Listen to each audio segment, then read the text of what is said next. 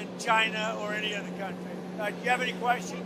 President Davos, or what will be your message to the leaders? Well, I think I have a lot of messages for Davos, but the primary message is how well the United States is doing. And I say it all the time. A year and a half ago, we were a dead country, and now we have the hottest country in the world. I mean, you're beneficiaries too. If you look, some of you have 401ks. You don't have to tell me your numbers are the best they've ever been. And the stock market's at an all-time high. We are just doing great. So I think the message in Davos, we're leaving, going to have an interesting time. We have a lot of meetings scheduled, but the message for Davos is how incredible our country is doing.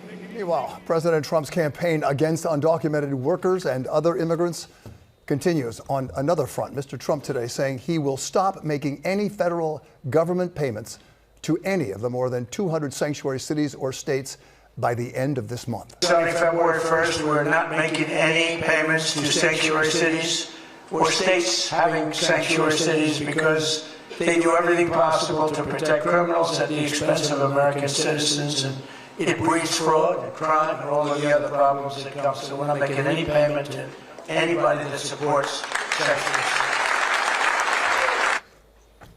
New York City Mayor Mamdani responding, saying, we're quoting now, "Our values and our laws are not bargaining chips. We will always defend New Yorkers, even in the face of federal threats to withhold." Donald Trump has shocked the entire world with the crazy Greenland map. And he has mocked his own NATO allies. You're watching Times XP. It's me, Priti Atri. A new flashpoint has erupted in global politics here, and it all started with a single image shared by US President Mr. Donald Trump on his Truth Social platform. This was no ordinary map, by the way. It was a map that sent shockwaves through Washington, Brussels, and Copenhagen, showing Greenland, Canada, and even Venezuela shaded as US territories. See it with your own eyes right on the screen. In the image, Trump sits inside the Oval Office, flanked by NATO leaders and European Union chiefs, including Emmanuel Macron of France, Keir Starmer of the UK, Giorgia Meloni of Italy, and Ursula von der Leyen of the European Union. Behind them is the altered map, basically a visual that reads like a geopolitical wildest dream, a United States stretching from the Arctic to South America. Yes, basically Trump's message. It's loud and clear, but very, very controversial. Earlier, Trump said that the European nation won't push back too much on his Greenland gambit, despite fierce opposition from the NATO allies. At a press moment in Florida, Trump insisted that Greenland is imperative for national and world security, arguing that Denmark can't defend it properly against Russia and China. Let me quote what he said. "We have to have it. They have to have this done." The comment stumped the allies who see Greenland as sovereign Danish crown. Greenland right now, it's very important. You may ask why. Because this is no ice float anymore. It is an Arctic giant with strategic military value, rare minerals, and a location that sits between the US, Europe, and the North Pole. A chessboard in global power dynamics here. Trump didn't stop at the map though. He shared another AI-like image showing himself, Vice President J.D. Vance, and Secretary of State Marco Rubio planting an American map on Greenland with a sign reading "Greenland US Territory 2026. This wasn't just a meme. Many saw it as a provocative political signal here. In fact, Europe and NATO, they have had enough. Heads of state across Europe, they are not really amused. Leaders from France, Denmark, the UK, the European Union institution, they have been pushing back strongly, insisting that Greenland belongs to its people and Denmark and not the US here. In fact, Denmark's Prime Minister and Greenlandic officials, they have both declared that island is not for sale and reinforced that sovereignty must be respected here. Basically, the question is it diplomacy or just a dangerous drama? Because Trump says that he even spoke with NATO Secretary, the General, Mark Rutte, about Greenland, claiming everybody agrees there can be no going back. But his critics, he warned that this is kind of rhetoric, and visuals like an altered map risks undermining trust among the allies. Well, it comes at a World Economic Forum in Davos, a moment when world leaders are already debating trade disputes, security issues, and global alliances.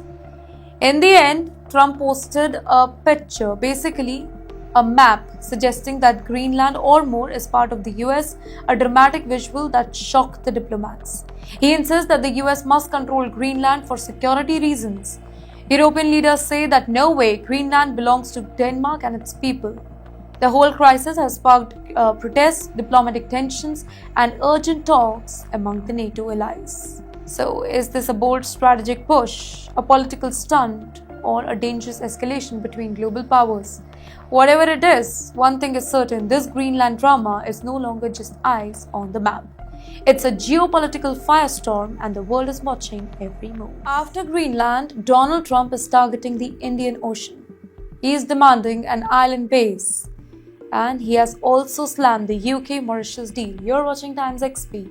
It's me, Prithiyatri.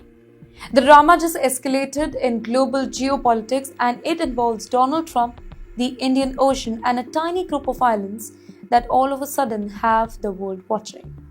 Let me tell you what really happened here. Donald Trump has condemned Britain's decision to give the Chagos Islands to Mauritius, calling it an act of great stupidity and total weakness. Well, he said that this move undermines Western security and cited it as yet another reason why he wants Greenland under the US control. Basically, is he friends with the UK or not? What makes this story explosive is that Donald Trump's stance is a sharp reversal. Just months ago, the deal transferring the island from Britain to Mauritius was welcomed by both the US and the UK governments. And now Trump is slamming it publicly, calling out Britain for jeopardizing strategic security in the Indian Ocean. But you know why this teeny tiny island really matters here? Yeah, you may wonder that why is Trump so much focused on here? Well, this teeny tiny island is hugely strategic. Located in the Indian Ocean, it's a perfect spot to project the US military power across Asia and the Middle East too. It hosts critical US bases for air, naval, and special operations. Controlling it means the US can monitor global trade routes, keep an eye on China and India, and respond quickly to the crisis. For Trump, losing influence over Diego Garcia, it is a national security nightmare, and also, at least in his view. Then comes the political storm in the UK. The UK Parliament is now debating legislation related to the islands. The move has triggered heated arguments across the British politics, with questions about sovereignty, who really owns the islands, alliances, how far can the US president go in criticizing a long-term ally, and security, does handling the islands to Mauritius weaken Western military strategy or not? In fact, in Trump's statement, he didn't hold back at all. In a classic Trump way, he called the UK decision stupid and weak. He linked it to his push for Greenland, claiming that the US needs strong position to counter Russia and China. Well, he implied that the move could shift the global power balances, making the US stronger if that particular island is fully controlled by them. You know, this is huge because this isn't just about islands anymore. It's about geopolitics, it's about military strategy, Western alliances here. It's about Mr. Trump's unorthodox style of publicly confronting the allies. And it's about the Indian Ocean, a region where global power projection could decide the next decades of international politics. He's just arrogant and a very big bully. He does not care of anything. His way of saying things are just so specific and so disrespectful and hateful that it's just hurting everybody around him. I want to show my support to Greenland, and to also show that I don't like the president. Many people is coming and look for the cap. Yeah. It was the first time we had this people, the delegation from America coming up to Greenland, and we start to understand that this is probably not a joke, but this is, and it's not reality TV, that's actually reality. So, and then I said, okay, what can I do to tribute and to do something? When we made it, funny enough, we made it for half a year ago, and we sold maybe 5. And I gave a lot of them away to friends and so on, and they say, that's funny, that's boomer humor, and then they didn't do more about it and so on. And then so we had 80 left, I think, and it was sold like in a half day, and we could have sold thousands now. Yeah, so. I seen it way ahead, and I had to go out. I went off the edge. This guy got hit. Yeah, you got about 100. We got about 100 cars. Oh yeah, it's jammed down here. Yeah, you're jammed.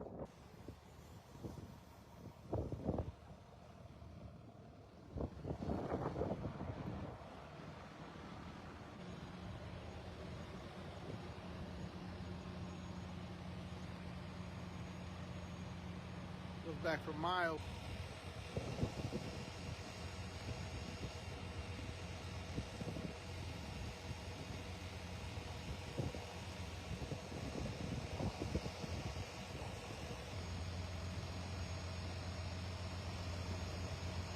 The death toll from a massive fire at a shopping plaza in Karachi has risen to 28, with another 80 still missing.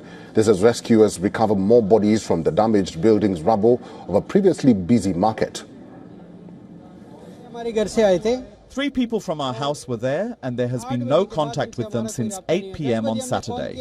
The phone kept ringing until 10 p.m, but no one answered. It continued to ring until midnight, but no one picked up. With most of the building section having crumbled, the demolishment of remaining unstable portion continues. The rescue teams are working under a threat of collapse at any moment. As soon as we receive clearance, our team will move in, as the structure could collapse at any moment. For now, we are keeping our teams outside to avoid any more loss of life. Once clearance is given and we move in, we will clear the site today and tomorrow, God willing, and recover all the victims' bodies, God willing. The massive fire burned for nearly 2 days. The rescue and recovery operations has entered the 3rd day, with smoke still rising. Charity organizations are distributing food and water to rescue workers and affected families. With the search operation still unfolding, many relatives of the victims have refused to leave the site. Our nephew's whereabouts are still unknown. We have made requests to authorities. We also request the media to help us in any way possible. No matter what condition he is in, if he is found and returned to us, we will find some peace. A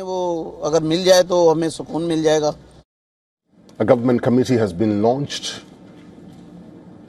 but the cause of the fire remains unclear. The 3-story shopping mall housed at least 1,200 shops offering a wide range of goods and was famous for wedding shopping and home decoration items. Shopkeepers and families criticize authorities for slow rescue efforts. And new numbers show China's population falling for the 4th straight year. Beijing has been trying to encourage more young people to marry and have kids, but that doesn't seem to be working. Now the UN estimates China could lose more than half its current population by the year 2100. ABC foreign correspondent Britt Clennett has the details from Hong Kong. Hi, Britt.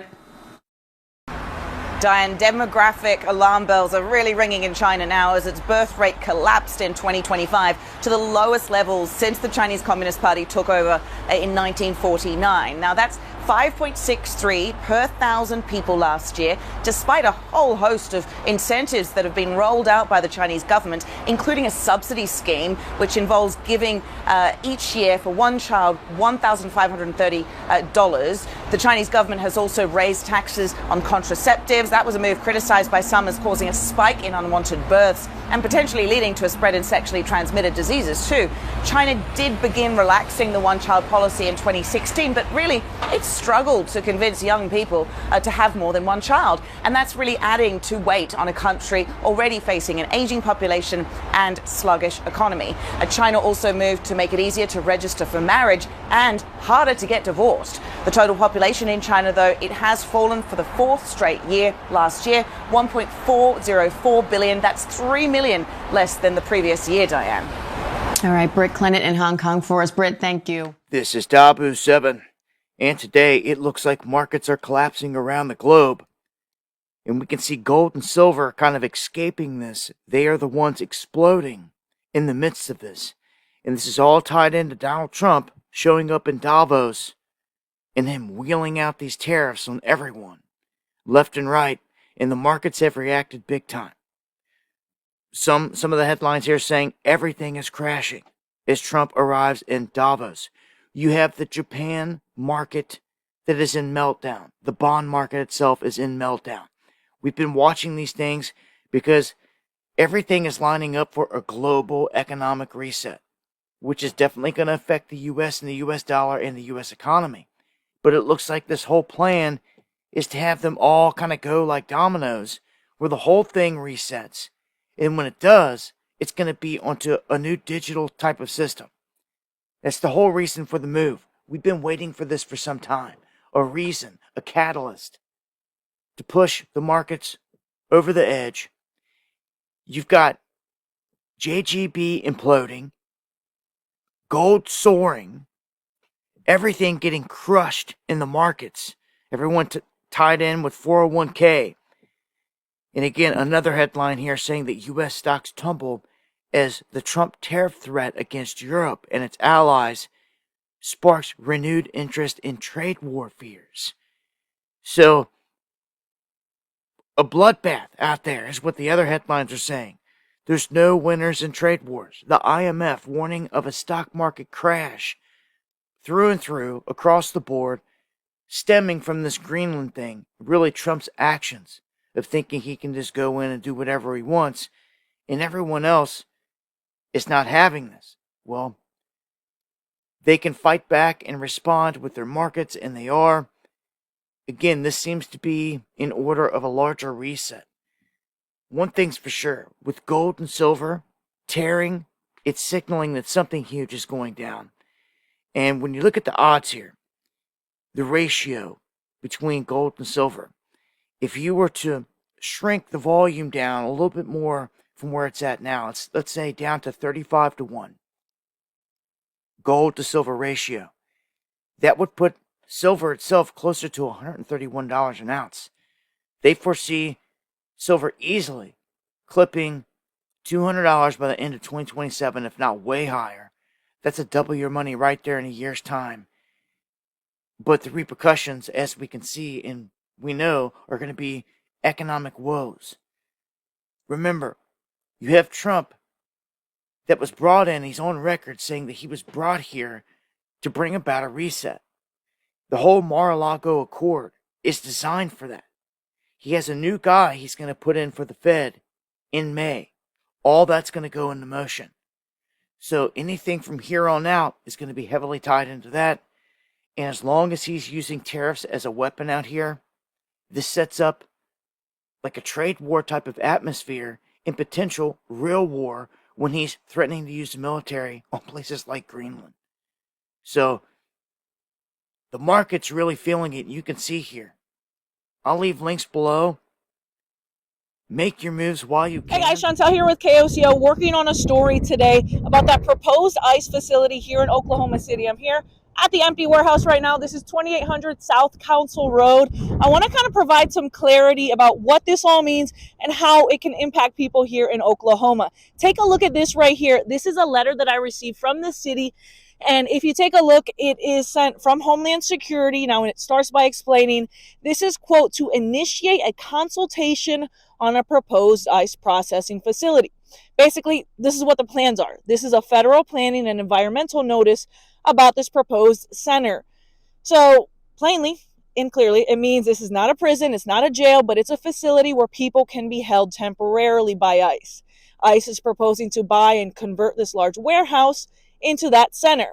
Now that means people can be brought there after the arrest. They can be questioned, processed, and held short term. It can include holding areas, medical spaces, bathrooms, visitor areas. It can also be used before people are released, transferred, or sent to a detention jail. This document is not approving at all the detention conditions. It's about historic preservation law, confirming that the site does not impact historical or tribal land. It's also formally notifying the city and tribes that ICE plans to use this site. Now, if you take a look here, this is other photos of the massive empty warehouse. It shows the interior space, some loading docks, security, fencing, lighting. Again, a very important distinction that I want you guys to know. This is an ICE processing center. This is not a new jail. This is not a new prison that they're going to have here in Oklahoma City, but people can be held here temporarily, of course. An important distinction that I want to make, this does not mean that this is going to be a long-term facility. Again, this is an immigration federal processing center. This is not somewhere where they're going to be held long-term. That's still going to be happening in places like Kay and Cimarron County. I'm going to keep looking into this, and I'm going to let you guys know as soon as I get some more details. Really? You are disgusting! Neighbors shouted as ICE agents walked a shirtless grandfather out of his home while wind chills hit double digits below zero. Federal authorities confirmed that was not the person they were looking for. They said that U.S. citizen matched the suspect's description. Derek James tells us why DHS says they had to detain him and how the family is responding. Sunday, amid a blare of horns and shouting from witnesses, Really? Federal agents removed an elderly Hmong American man from his St. Paul home. It is heartbreaking. It is infuriating to see U.S. citizens, and this gentleman was a U.S. citizen, ripped out of his house without a shirt on, without a coat, without pants, wearing his boxers and Crocs. I don't know how anyone could watch that happen to anyone. Mark Goldberg was alerted about the ICE operation through a community network. Less than 5 minutes. It all happens very, very quickly. It almost looked like military precision. The family of the man taken from the home, Chong Lee Scott Tao, says it was a case of mistaken identity. In an online fundraiser, they say ICE agents broke down the door, entered with weapons drawn, and handcuffed Tao inside his home without showing a warrant. The family says a 5-year-old was inside at the time, and they say he was then placed in an SUV and questioned for nearly an hour before returning him home without an explanation. In a statement, DHS Assistant Secretary Tricia McLaughlin says agents were there on a targeted operation of 2 convicted sex offenders, adding that Tao lives with them at the address and he matched the description of the targets. And it's standard protocol to hold all individuals in a house of an operation for safety of the public and law enforcement. In St. Paul, Derek James, WCCO News. Homeland Security says both sexual predators Tao was living with are still at large. They say they plan to release pictures of those two soon. This Navajo man says he was detained by ICE agents earlier this month in Peoria. He says he told agents he had a certificate of Indian blood, his birth certificates, and other documents with him in his car, but he was still taken to a holding cell. Although he was released a couple of hours later, he says he wanted to share his story as a warning to other Native Americans who might be going through something similar. Navajo Nation officials set up this hotline for any Native Americans who have any questions or run into any trouble with ICE. We reached out to ICE to ask for an interview or any comment on Peter Yazzi's claims, and we didn't hear back yet. For what? Yeah, that's my favorite thing in the world. Dude, you can do literally anything. It's so embarrassing. Bro. You seem like you have a moral compass, my guy. Like, you just told me a minute ago you don't even like doing this. So, like, don't do it, bro. He doesn't even seem like he likes doing it, right? You have a way different attitude than all the motherfuckers that we dealt with. But you still so, like, do it. Don't like, do what is wrong with you? It is what it is. It's not what it is. Because guess what? If you and all these motherfuckers weren't doing your fucking job, these fucking children have their fucking parents. She's entitled to feel how she feels. Bro, you are kidnapping people from their fucking parents. Like, do you not understand that? What is it worth it? What Okay, well, you have nephews and nieces. Yeah. Right? Everybody. Yeah. And so wouldn't it be fucked up if someone came to your kids' school and just took their parents right in front of the bus? Or broke, but they do hear not you, but other people are, right? That is your whole entire organization. They would appear to have absolutely no clue what they are doing. This is not what professional immigration law enforcement looks like. What this looks like is military-style weapons and gear given to masked, unbadged secret police who appear to have learned their tactics by playing video games about real wars and fantasizing about being scary to women. And if they think by what they're doing, they are attracting people to their cause or intimidating people into not turning out to protest against them, or into not turning out to watch what they're doing, to record what they're doing. Well, they're very seriously wrong about that. Good morning, everyone. I'm Mark Ruley, Police Chief of the City of Brooklyn Park. Behind me is a bunch of amazing police chiefs that are here in support of a very short but very important message that we want to share with you. What you won't hear from any of us today is the rhetoric of abolish ICE or that there shouldn't be immigration enforcement. The truth is, immigration enforcement is necessary for our national security and for local security. But how it's done is extremely important. In fact, we have a long history of working exceptionally well with our federal partners, including ICE agents, and we have seen the best of them perform their job extremely well in the past. With that said, recently, as the last 2 weeks, we, as law enforcement community, have been receiving endless complaints about civil rights violations in our streets from U.S. citizens. What we're hearing is they're being stopped in traffic stops or on the street with no cause and being forced to demand paperwork to determine if they are here legally. As this went on over the past 2 weeks, we started hearing from our police officers the same complaints as they fell victim to this while off duty. Every one of these individuals is a person of color who has had this happen to them. In Brooklyn Park, one particular officer that shared her story with me was stopped as she passed ICE going down the roadway. When they boxed her in, they demanded her paperwork, of which she's a U.S. citizen and clearly would not have any paperwork. When she became concerned about the rhetoric and the way she was being treated, she pulled out her phone. In an attempt to record the incident, the phone was knocked out of her hands, preventing her from recording it. The officer had their guns drawn during this interaction, and after the officer became so concerned, they were forced to identify themselves as a Brooklyn Park police officer in hopes of slowing the incident and de-escalating the incident down. The agents then immediately left after hearing this, making no other comments, no other apologies, just got in their vehicles and left. I wish I could tell you that this was an isolated incident. In fact, many of the chiefs standing behind me have similar incidents with their off-duty officers.